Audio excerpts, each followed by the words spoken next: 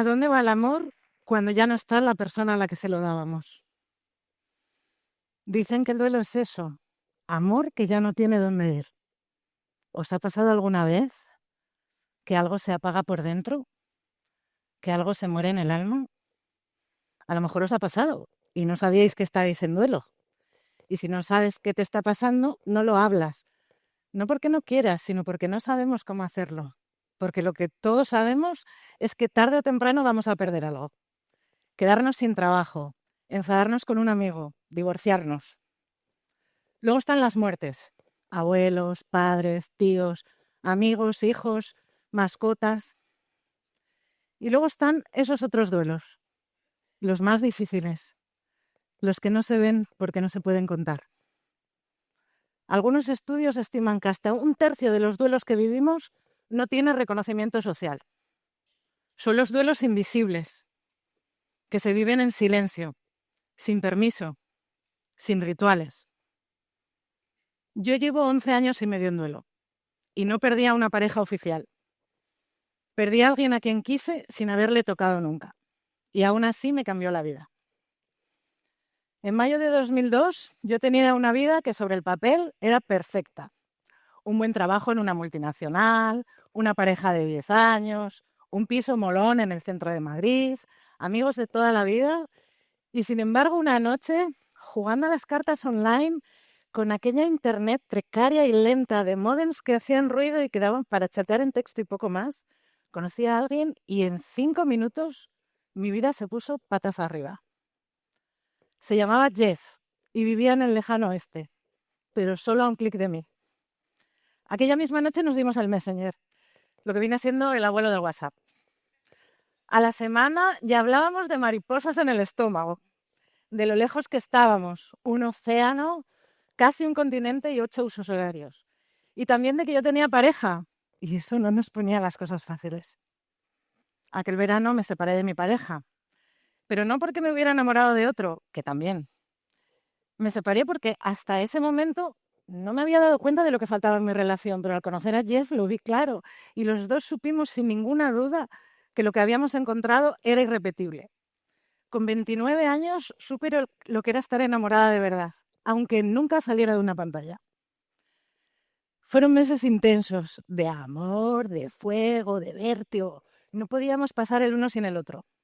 Hablábamos durante horas cada día, a veces por chat, a veces por teléfono, sin ver el tiempo pasar, como si todo lo importante estuviera ahí, entre nosotros. Al cabo de esos primeros meses de idilio, Jeff me contó que se había quedado tetrapléjico con 21 años por un accidente montando a caballo. A mí me pareció un dato más, como quien dice, tengo los ojos azules o me gusta la música de Waylon Jennings. Pero quizá a él sí le pareció demasiado. Quizá pensó que no era suficiente para la mujer que él veía en mí y trató de alejarme. Digo trató porque él mismo no pudo, ni yo. Ninguno supimos irnos el uno del otro y nos quedamos enganchados en una especie de órbita a la que llamamos amistad y en la que cada cierto tiempo, a veces semanas, a veces meses, volvíamos a escribirnos, a mandarnos fotos, a contarnos de nosotros, solo para saber que todo seguía ahí. Y siempre con la esperanza de que un día podríamos conocernos y terminar lo que él llamó alguna vez nuestros asuntos pendientes. Pasó el tiempo, yo seguí con mi vida, me volví a enamorar, tuve hijos y Jeff nunca se fue. Y así estuvimos 11 años. Cada vez que nos escribíamos un mail eran como ráfagas, como si estuviéramos otra vez chateando, como si el tiempo no hubiera pasado. Cambié de ciudad, de trabajo, y Jeff siempre estaba ahí, siempre con la palabra justa, siempre echándonos de menos y siempre esperando al mañana. Hasta que un día dejó de haber mañana. En marzo de 2014, después de que no me hubiera contestado a un par de correos, busqué su nombre en Google y me encontré su esquela. Jeff había muerto el verano anterior y el mundo se volvió negro y borroso. Me quedé paralizada, no podía dejar de llorar. Ahí empezó el primer duelo, el duelo invisible, aunque yo todavía no sabía ponerle nombre. Sentí que una parte de mí se había apagado, como si me hubieran arrancado el corazón de cuajo. Dejé de comer, dejé de dormir, Mis pensamientos iban y venían en bucles. No me lo podía quitar de la cabeza. Y sobre todo, dolía. Dicen que el duelo pasa por fases, pero el mío fue una montaña rusa. Primero vino la negación.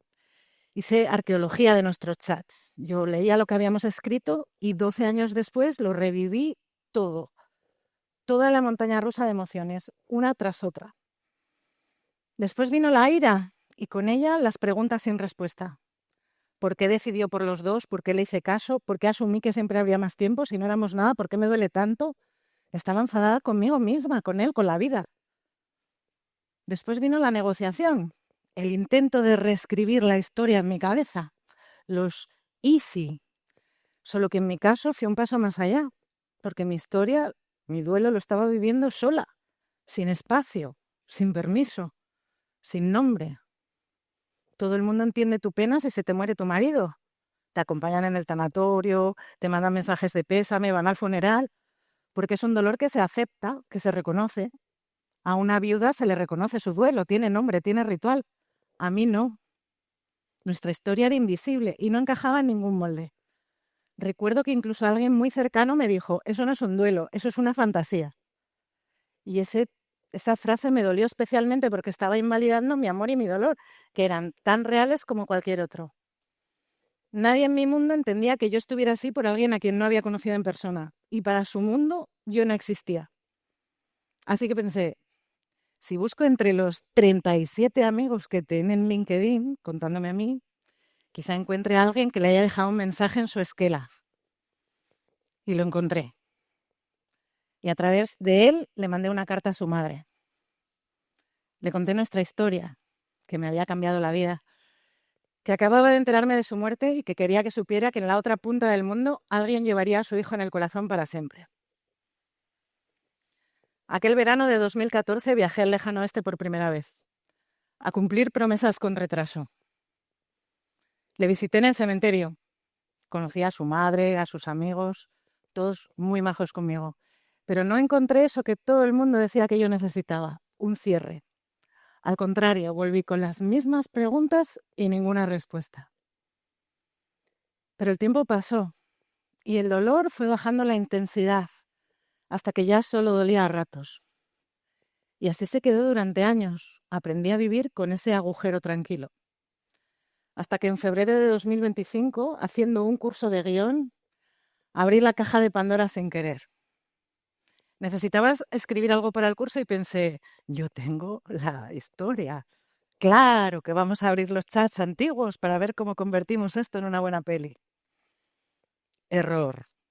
Pandora vino y me dio una bofetada que todavía me estoy recuperando. Y el duelo volvió, pero esta vez con más intensidad que la primera vez.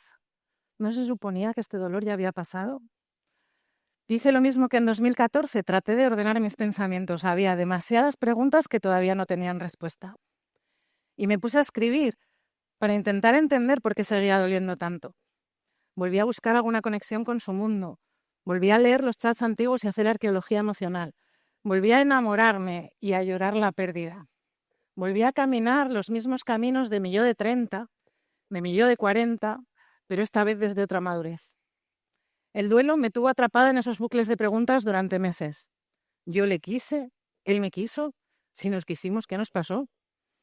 Volvían una y otra vez, hasta que lo único que quedó fue la verdad. Y esta vez sí, respondí una por una a todas esas preguntas. Y descubrí que la verdad siempre había estado ahí.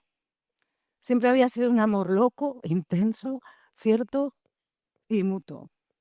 No se concretó porque no supimos qué hacer con aquella bomba de amor que nos cayó. Primero tuvimos miedo, luego nos rompimos el corazón y después ya no hubo momento. El caso es que lo que no se nombra no existe. Y Jeff y yo nunca le pusimos nombre a lo que tuvimos, así que oficialmente nunca fuimos nada más que amigos. Pero amigos, obviamente, se queda corto. Yo tengo muchos amigos y Jeff claramente era otra cosa. Ahora sí podía ponerle nombre al duelo. Estaba llorando a alguien que había sido mucho más de lo que parecía. Alguien que me había marcado la vida, incluso a mi propia forma de ver el mundo. Porque no es lo mismo llorar a un amigo que a alguien con quien compartiste un amor que no pudo ser, pero que sí fue. Y cuando por fin lo entendí, supe que tenía que escribir la historia entera, con sus dos duelos, el de 2014 y el de 2025, con sus 1000 preguntas, con todos sus bucles.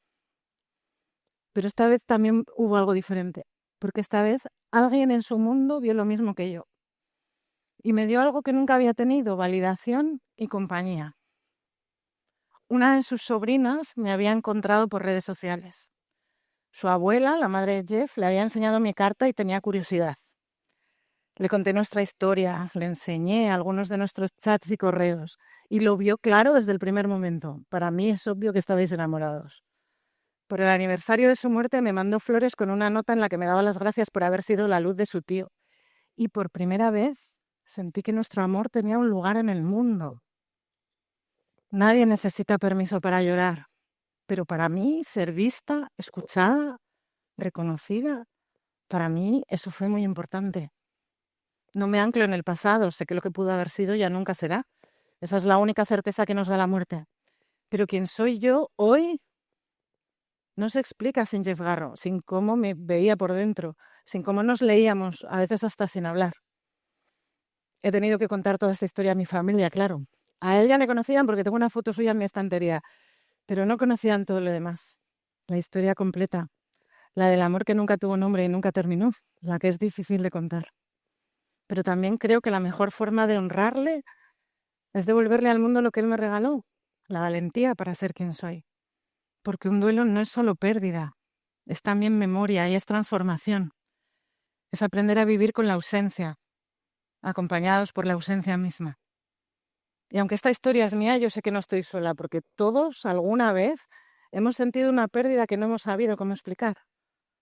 Y ahí es donde empieza lo más difícil. ¿Acompañar o ser acompañado? Aprender a vivir con ese amor que no desaparece, pero que se queda sin sitio. Y después de todo esto, ¿qué hacemos con un duelo invisible? Porque ahora sí, ahora sé que lloro. Lloro a Jeff, lloro a la mujer que fui con él. Lloro lo que pudo ser y no fue. Y ahí dije, ya lo tengo claro. Pero cuando traté de compartirlo, mi gente seguía sin entenderlo. Una amiga me decía, tienes que dejarle ir. Y yo, ¿dejarle ir a dónde exactamente? Otra me preguntaba, ¿cuándo se te va a pasar? Pues ya me gustaría a mí saberlo, porque hay días en los que parece que ya pasó y otros en los que todo vuelve con solo un pensamiento. Incluso hubo gente que opinó que era raro que mi duelo fuera más intenso que el de gente que le había conocido en persona. Y digo yo, ¿tú qué sabrás cuánto le conocí yo? ¿O cómo de íntima era nuestra relación? Luego bastante gente dijo que tenía que cerrar el círculo. Cerrar el círculo. Yo no tengo un círculo, yo tengo un agujero, no hay nada que cerrar. Un duelo no tiene un botón de encendido y apagado. Lo peor fue sentir que tenía que justificar mi dolor, como si sentir demasiado estuviera mal, como si mi dolor molestara. Y ahí fue cuando lo entendí de verdad. Un duelo no se supera, se transita, se atraviesa. Hay que sentir el dolor si queremos aprender a vivir con el agujero. Y aprendí que no estamos acostumbrados a la tristeza. Y la tristeza duele. Y es un dolor físico.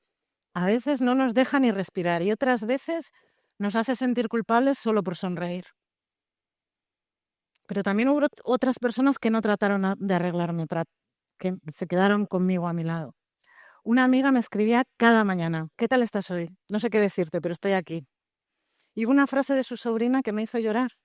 Me encanta escuchar tus historias sobre él, porque esa frase me devolvió a Jeff, me dio permiso para hablar de él.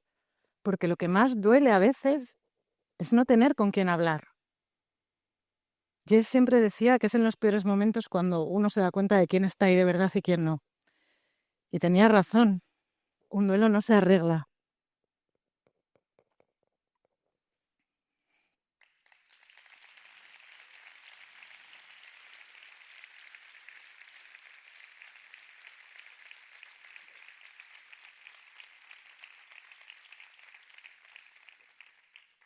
Un duelo no se arregla, se acompaña, con respeto, con silencio o con conversación.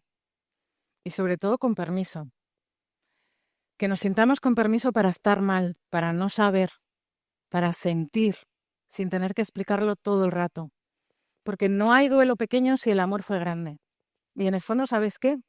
Creo que está bien estar un poco triste para siempre. No ahogándome cada día, no llorando en el coche, no anclada en el pasado, solo un poco triste. cargando una pena tranquila que no se termina de ir. Una pena que me recuerda que Jeff fue importante, que fue real, que me cambió. Un duelo no se borra, no se esconde. Es la prueba de que el amor no tuvo tiempo suficiente. Y quizá también es el precio por haber tenido algo increíble, algo que sigue aquí recordándome lo que fue. En 2014, cuando fui al oeste por primera vez, los amigos de Jeff me llevaron a su casa. Y al ver esta ventana saqué esta foto. Imaginé los sueños que vivieron detrás de sus cristales. Y entendí que los sueños no terminan con quien los soñó. Siguen en quienes se atreven a soñarlos otra vez. Yo odio el whisky, a muerte. Pero un par de veces al año me tomo 1 o 2, cuando quiero sentirle cerca. Como él me pidió en su último correo, "Have a whiskey for me, please". Y pienso en él y en nosotros y en que yo cumplo mis promesas.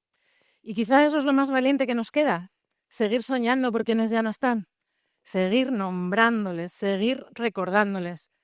Si alguna vez te preguntas qué hacer con tanto amor que no tiene dónde ir, haz algo bonito con él. Cuenta vuestra historia, conviértete en quien esa persona veía en ti.